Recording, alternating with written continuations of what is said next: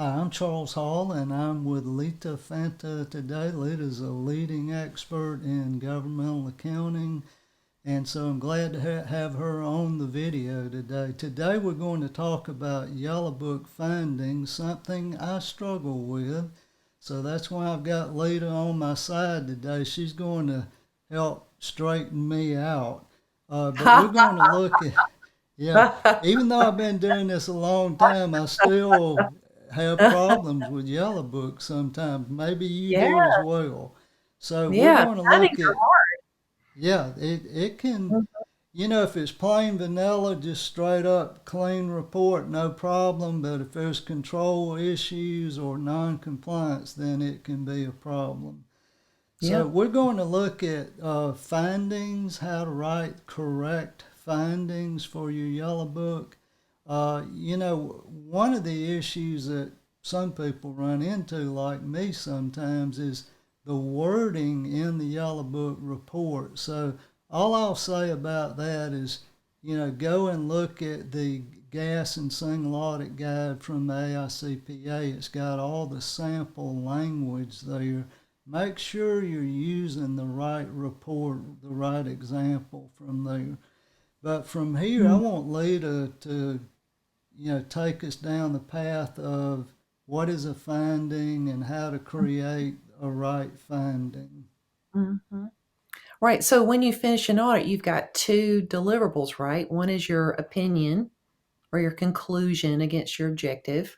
Okay. And then as you're seeking that conclusion or opinion that they comply or that the financial statements look good, you're going to find things that need to be brought to the attention of those in charge of governance Okay. or whoever's reading your audit report. And we call those findings. Now, some of the teams I work with don't like that word because it sounds a little like we purposely were trying to dig something up, but Right. some call them observations or patronizingly we'll call them opportunities for improvement. Very good. I like that.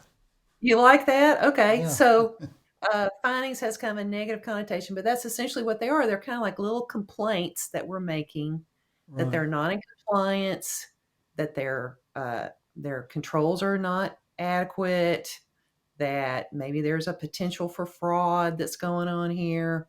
And in government, we also care about abuse and waste of government Yes. resources.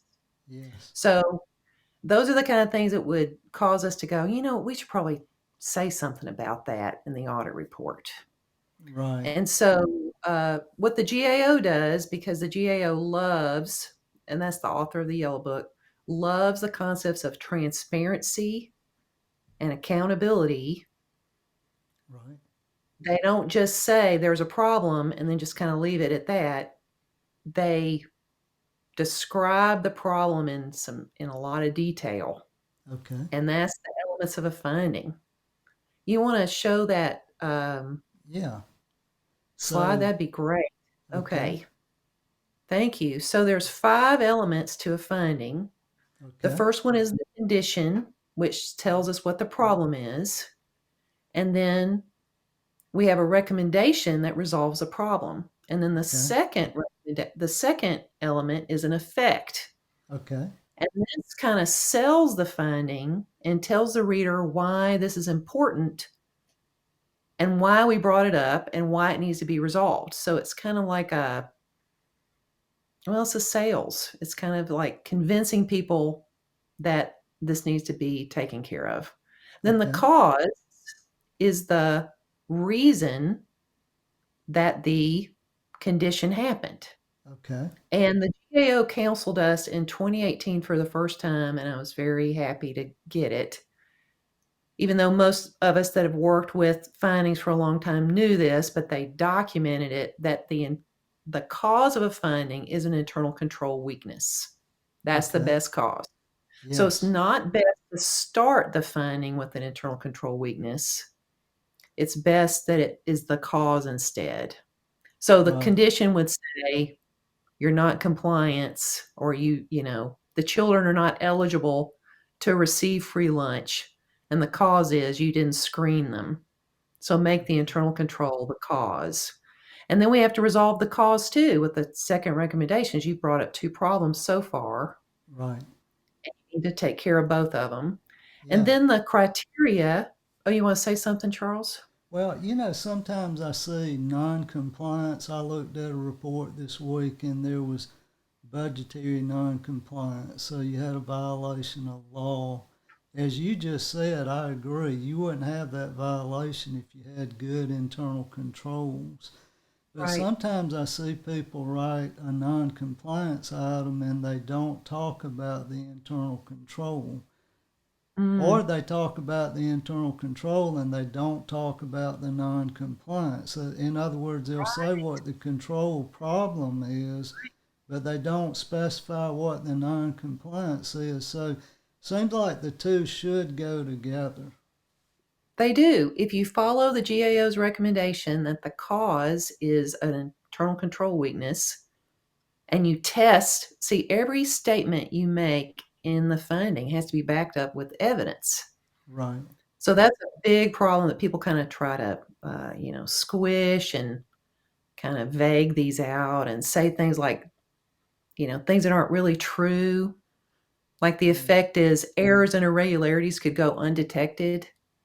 That's not true. That's Right. not backed up with a test, right? Or they Right. don't really know the cause and they'll say something like, the client admitted they didn't have enough time to take care of this or was not aware of the issue. Those aren't really causes. Right. Those are those aren't something you can tie to a working paper. Yeah. So if you do start off with, the condition is the kids are not eligible for free lunch or whatever we've determined. I'm shortcutting here because we're on a short video. And the cause is did not screen for eligibility. You can test that the kids weren't eligible in the condition, Right. and you can test that the screening didn't occur. And now you've backed up all your elements with evidence. And your So, effect would just be quantifying how many kids are not eligible okay. out of your sample. Now, once you've done this, when should I sit down with the client and how should I communicate Mm. this? I mean, should I have this conversation immediately or maybe a day or two later or 3 weeks later, or when does this happen and who am I talking to? When you're doing the single audit, you Well, mean? just Yellow Or Book.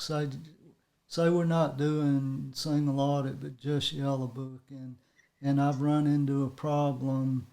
Uh, should I go ahead and have that conversation as soon as I'm aware of it, or how do we communicate and when about the finding? well, on the how to communicate, I think it'd be nice to say something like, I think it'd be wise to say something like, "We noticed that some of the kids that are getting free lunch are not eligible." Right. And then hopefully they go, "Oh." And Yeah. you go, "Do you think that's a problem?" And they go, "Yeah, that's probably a problem." And then Yeah. you say, "Well, what do you think you're gonna do something about that?" You and they're gonna go, "Yeah, we'll probably need to do something about that." And then you say, Right. "Well, what are you gonna do about it?" Right. And Yeah. then they say, "We're gonna have to screen for eligibility." Yeah. And there they just wrote your finding for you. Like Yes. they came up with your cause for you, and they came up with your recommendation for you, Yeah. right? And if you let them shape the cure, Right. it'll get cured. If you Right. tell them how to cure it, sometimes they rebel Oh, I or they're like like, that. I like that. "Yeah, Yeah, it's like yeah, me trying to tell my children what they should or should not do. I need to let does them not tell work." me what they should or should not do. Yeah, you just kinda Then go, they'll "Oh, own is it. that causing you some kind of harm? Right. Do Yeah. you wanna talk about what you could do about that?" And then let them come up with the solution. So, I don't know, when do you talk to the client about this kinda Well, stuff, Charles? if I'm a younger staff member, I run it by who's in charge, somebody with Mm, more experience than me first. And then true. usually that person would be the one having the communication. But I like how you did that step thing with the client, so that's diplomatic. It's useful, helpful, it gets them to own it. Now, the example you were using, that can come into play really with single audit and, just a financial statement audit, because Yeah. if you don't meet certain criteria, you didn't really earn the revenue for a grant. So sometimes these things affect financial statement and single audit. So you want to Hmm. go to the next slide or yes? Yeah, sure, sure, we can Okay. do that. All right.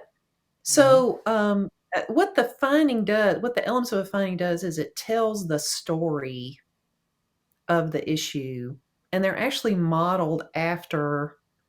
Um, gosh, I always forget if it's Socratic or Aristotelian. It's modeled after Greek philosophy. So they're Okay. elements of a persuasive argument, Okay. right? So the first thing that we always find, right, is a condition, and it kind of tells us what is going on. And Right. then the criteria is what should be. Right. And then we find a gap, which is represented by this triangle right here. Okay. Now, we could just leave it just like that. We could just say your baby's ugly, right? You did not meet the criteria, Right. and then just say, get your act together. We could do Yeah. it like that. Yeah. But to persuade people and to really be more helpful, we also identify, well, what caused this gap? Okay. So, right. So, how did this gap happen? And then we kind of say, well, this gap should be filled or closed because this matters. Yeah. And then we recommend that we resolve the condition and the cause. Okay. So, a lot of auditors that I work with, because I'm working with performance auditors a lot, they always say things like, we want to tell a story, in Yeah. our audit report. And I'm like, well, it's already baked in. The story is already baked into the elements of a finding. You don't have to make up a new fairy tale. This is our story. What auditors do is they evaluate a subject matter against a criteria and identify why they don't match and try to get them to match. Like try to Okay. help the client get the gap closed. Okay. So that's the underpinnings, I guess, of the elements of a finding. Very But it's good. not as So, easy as it sounds. It's really hard. So I teach classes on this on a regular basis, and everybody's like, "Yeah, yeah, yeah," and they nod and they go, "Sure, I got it. I know what it is." But when I give them a scenario and I ask them to go apply it, they're like, "Oh, yeah, that effect is hard to come up with. Oh, yeah, that cause is hard to come up with. A solid recommendation that we can go audit again later, follow up on an audit later is really hard to come up with and something that the client thinks is feasible and that they'll do. It's harder than it looks on paper. I think so. And the mistake I see a lot of people make is they default to general language, not particulars. And you've got to get down into the nitty gritty. And you've got to really, in that recommendation, you've got to tell them in detail how to fix the problem. And if you've got an issue and you're going to report it, they want to know how to solve the problem. Now, if you do leaders way and diplomatically, they give you a really good solution, then applaud them, thank them, write it down, and say, "Hey, I think I'll use that," and then proceed.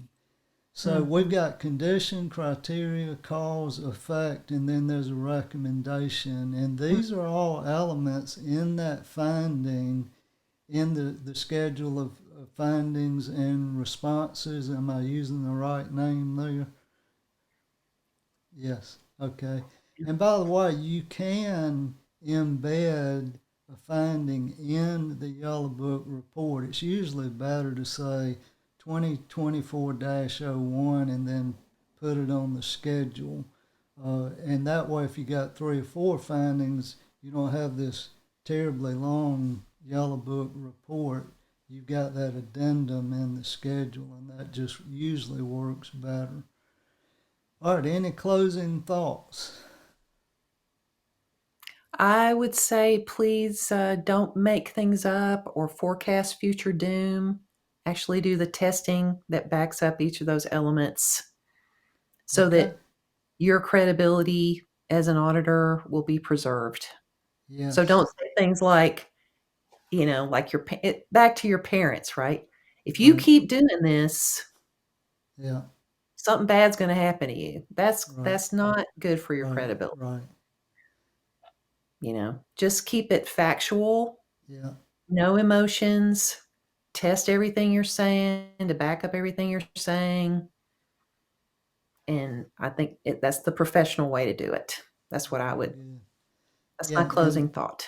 yeah, and all good. And if we as the auditor can be friendly, I know we've got professional skepticism, but at the same time, we're there to help. So a little Yeah. humility, a little Oh, yeah. kindness as we do this, all that is really important. Well, I think Lita, go ahead. You got Oh, I would just say don't come up with the recommendations on your own yeah, yeah, very because it's good. not you're not responsible for managing the entity. That's right. That's right. Your job is just to say, "Hey, I saw this thing. Yeah. Then what can we do about it? Yeah, that's Yeah. it." Okay. Okay, Well, thank you, Charles. Sorry, spoke no, over that's you. fine. Thank you, Lita. Always good to have Lita on board. She's with Yellow Book CPE. Check it out. You can go out and Google and find her website. She has many continuing education classes, good quality stuff. She's been doing this a while, so you'll get a good product there as you look at that. So thanks, Thank Lita. Till I see you guys again, take care and God bless. Bye now. Bye-bye.